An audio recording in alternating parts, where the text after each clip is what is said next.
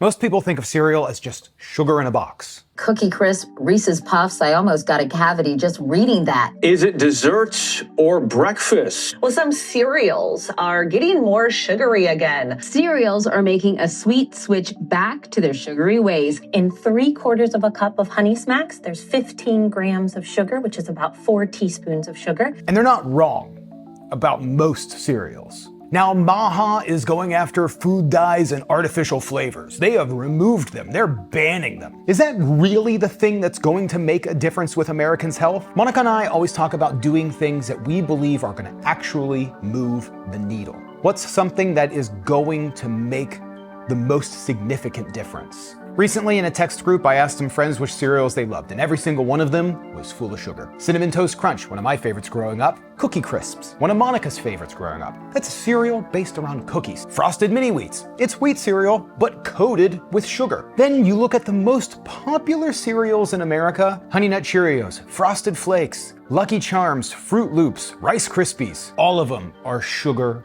bombs. So you could take out the food dyes and artificial flavors, but in the end of the day, you're still eating candy for breakfast. But that's not hard to change and get something that's super enjoyable, super tasty, and really good for you. Science shows that the right cereals can actually be one of the healthiest breakfasts you can eat every single day. And it's something that I've started doing, and I'm going to prove it with this bowl right here.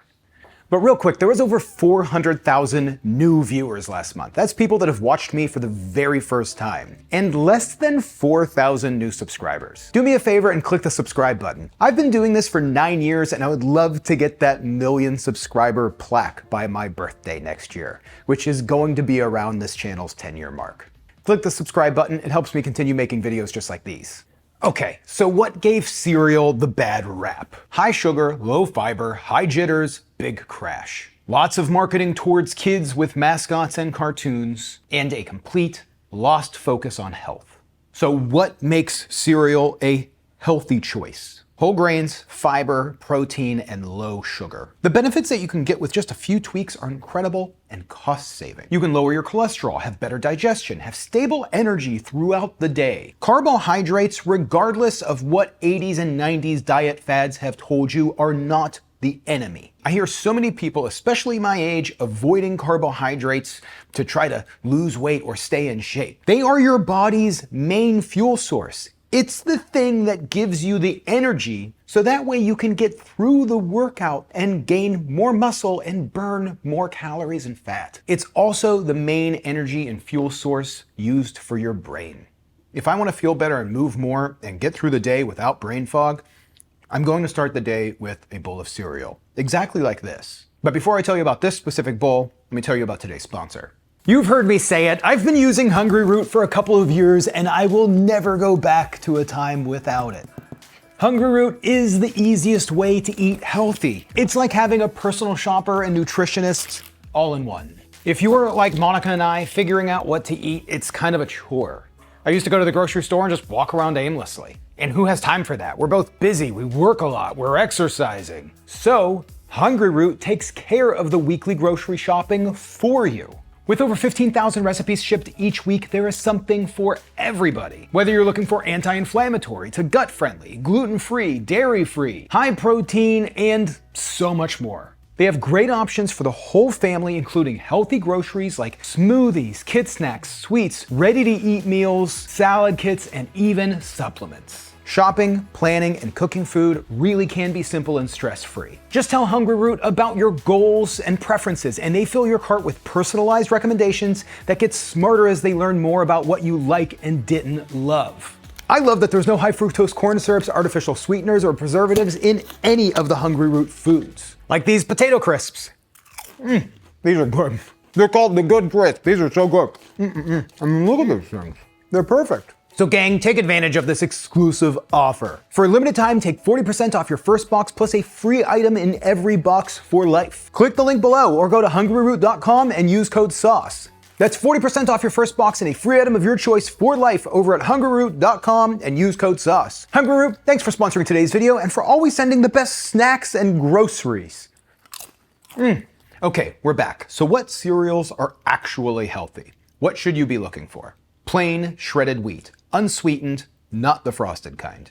Usually you can find this pretty cheap, pretty inexpensive. 100% whole wheat is usually around 6 grams of fiber, 0 grams of sugar, 5 grams of protein per serving. Basically, they're just compressed wheat kernels, which is going to keep you fuller longer and give you stable blood sugar. Another one of my favorites I did a video on, old-fashioned oats. Now, I know this one isn't ready to eat, you do have to cook it. But oats are the gold standard of cereal. 4 grams fiber, 5 grams protein per 150 calories, 0 added sugar, and very strong evidence for lowering LDL cholesterol and improving your heart health. Number 3, muesli. Unsweetened. That's a mix of oats, barley, nuts, and dried fruit. High in fiber, moderate protein, low glycemic load when unsweetened, and more nutrient variety than a single grain cereal. And finally, puffed whole grain. Puffed wheat, puffed brown rice, puffed millet. They're very low calorie, whole grain.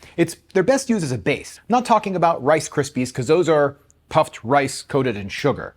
But if you actually just get puffed rice, plain puffed rice, and flavor them how you like, something similar like what I did today, you can end up with a sweetened puffed rice that is not a lot of added artificial sugars. Pair it with a protein-rich milk like soy milk, you got a winner. The healthy cereals to avoid that I see in every single aisle, granolas.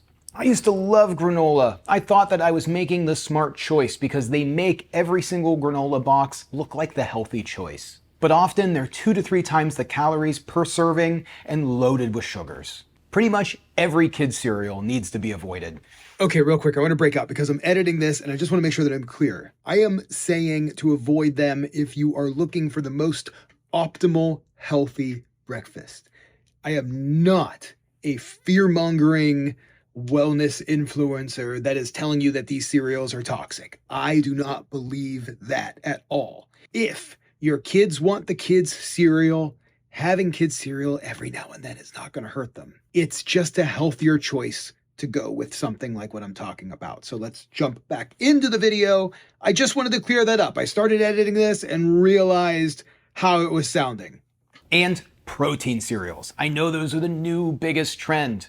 I know some of them are legit, but many of them are still high in sugar and fillers, and you're really not getting what you pay for. You can make your own protein cereal like this right here. If I had to pick a single winner, it's gonna be the plain shredded wheat or like a bran cereal. High fiber, 0 sugar, whole grain, inexpensive, and well documented in nutrition studies for heart and gut health. And they're very plain, easy to do like what I did here and hack them to be a powerhouse bowl. Think about how many pictures of cereal show fruit on top, but how often do you actually do that? I asked my friends again how many times they've added fruit to their cereals. It is about 50-50, actually more than I expected. But for this bowl, I just added the cereal, a little scoop of protein powder on top. I know some of you are gonna get to me about not mixing it in, but honestly, it kind of like adds some flavor to it. I used a vanilla plant-based protein and it comes out awesome. Soy milk, again, for the protein. Soy is a great source of protein, regardless of what some of the MAGA gym bros say.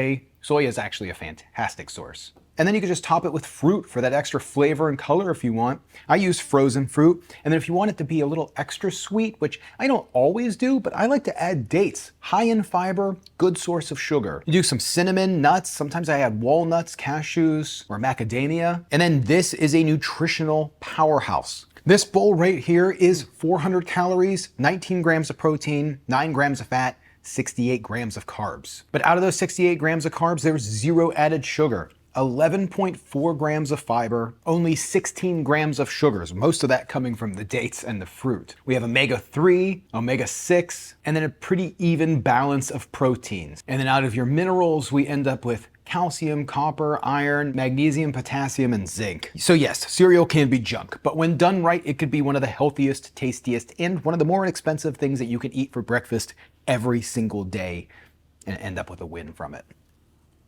I love it.